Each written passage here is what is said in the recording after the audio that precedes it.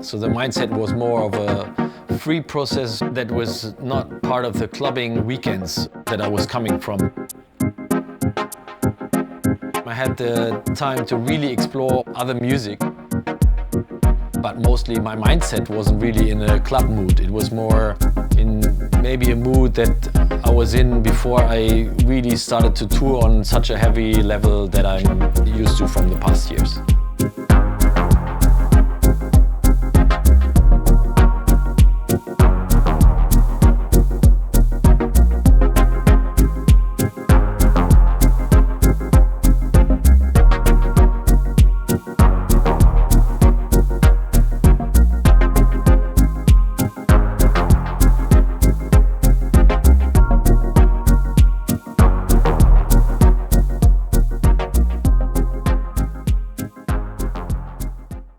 Hi, this is Steve Bug. Welcome to my studio. I want to give you a little bit back information on how I produced my new album.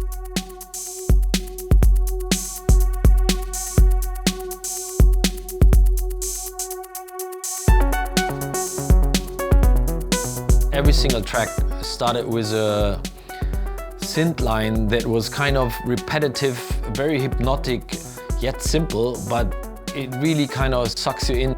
I was sitting here in my studio while writing these tracks, and I had like at least an hour or 2 or 3 without anything else happening than just this one line and the very few beats that I was working on.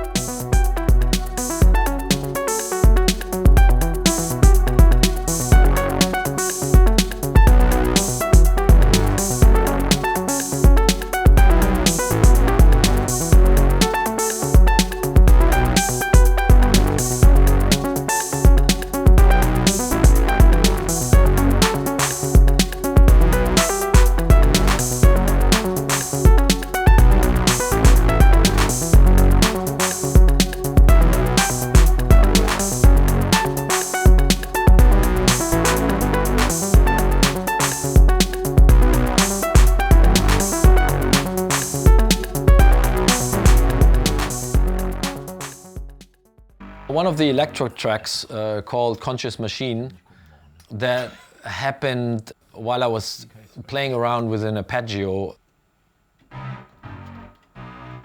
that did some weird things, and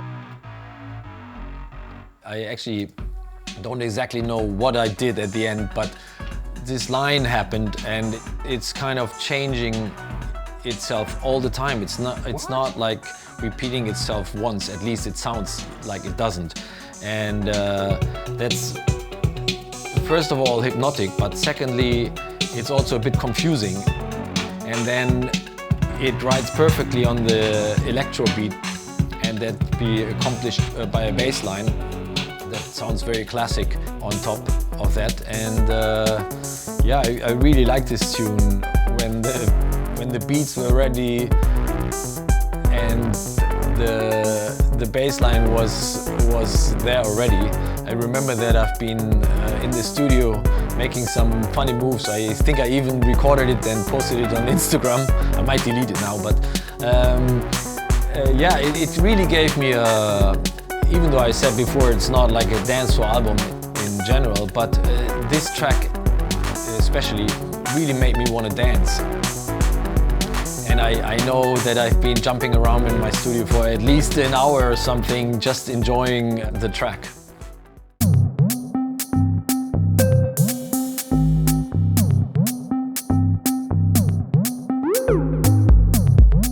The clock is ticking. The Clock is Ticking is one of the older tunes. So it's one of the tunes that had been there before the rest of the album had been written. Some sounds, and it was missing something else as well.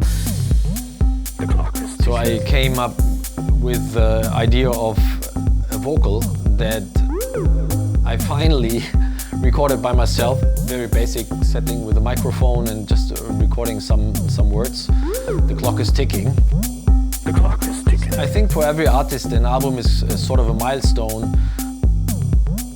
But for me, this is a very special one, not only because I've been very involved in the process from the beginning till the end, even being partly creating the artwork for it, but also because this is the last album that I recorded in this room that I've been working in since 15 years. It's a long time. There's been ups and downs.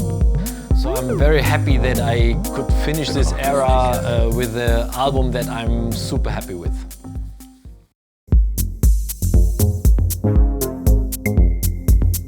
Most of the software synths I used are from Arturia. Some of it is from Logic itself. And the drums were mostly done with Logic, with a Logic sampler.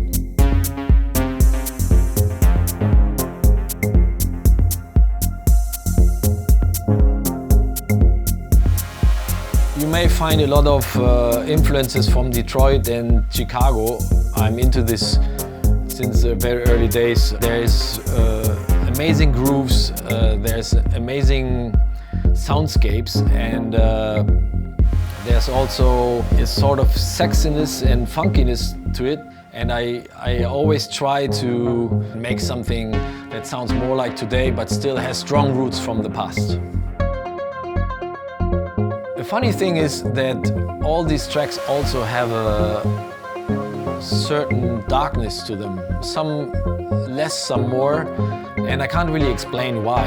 I don't want to blame it on not being touring or the general crisis that people are going through. I think it's something that you can hear also in my older productions, and it's a mood that I sometimes have and that maybe sticks with me since the very 80s when I was into synthie pop, and there was always this more like emotional rides, which is kind of dark in some parts.